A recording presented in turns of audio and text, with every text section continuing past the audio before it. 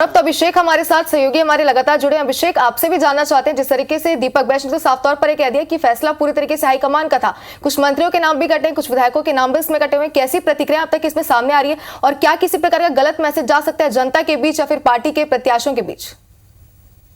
देखिए, जिस तरह से ये बात कही जा रही थी कि जो कांग्रेस की जो सूची है वो पितृपक्ष के बाद नवरात्र के समय आएगी और ऐसा ही हुआ। और जो सूची आई है उसमें सरगुजा संभाग की बात करें तो सिर्फ दो मंत्रियों के जो नाम हैं वो उस पर कांग्रेस ने अपना भरोसा जताया है। अमरजीत भगत और टीएस सिंहदेव के नामों की घोषणा हुई है।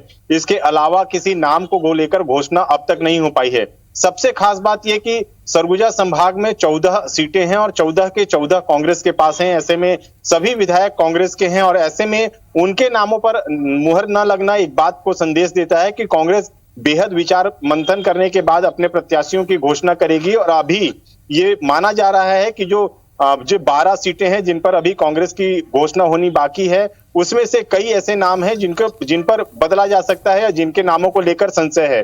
ऐसे में कहा जा सकता है कि भाजपा के पास एक मौका बन गया है और उस भाजपा की तरफ से ये प्रतिक्रिया आ गई है कि जिस तरह से कांग्रेस ने प्रत्याशियों की घोषणा की है, अपने ही विधायकों के नामों पर कांग्रेस विश्वास नहीं जता पा रही है, तो भला जनता कैसे जिताएगी? तो निश्चित रूप से कहा जा सकता है कि जिस तरह से नामों को लेकर घोषणा हुई है उस पर सवाल खड़े हो रहे हैं कि कई ऐसे विधायक हैं जिनके नामों को लेकर संशय है, उनके नाम काटे जा सकते हैं। अभिषेक, 85 नामों की घोषणा यहाँ पर बीजेपी ने कर दी है, लेकिन 5 नाम जो घोषित नहीं हुए उनमें एक अंबिकापुर की सीट भी थी। और क्या ये माना जाए कि अब चूंकि यहाँ टीएस सिंहदेव मैदान में आ गए हैं तो जल्द ही यहाँ पर अगली सीट के लिए जो नाम आप भी समझ रहे हैं, संभावित नाम जिसकी चर्चा इन दिनों सभी जगह पर हो रही है, क्या वो नाम पर मुहर लग जाएगी?